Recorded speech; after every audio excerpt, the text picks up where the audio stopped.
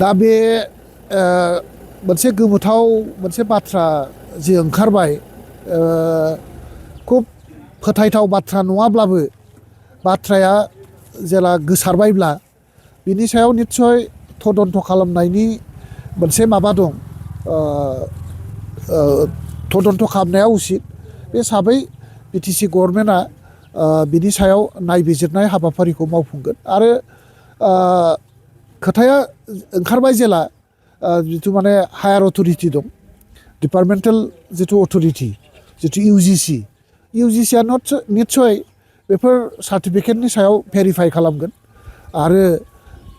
जि बाथ्राखौ लानानै एलिगेसन लाबोदों बे एलिगेसना बेसेबां सत्यता दं बे एलिगेसननि सायाव UGCआ निस्सय बिजिरगोन बेखिनि नंखाय आरो नंगौ बे बाथ्राया UGCआ बेखौ रोखा खालामगोन जोंहा आसा दं बेखिनि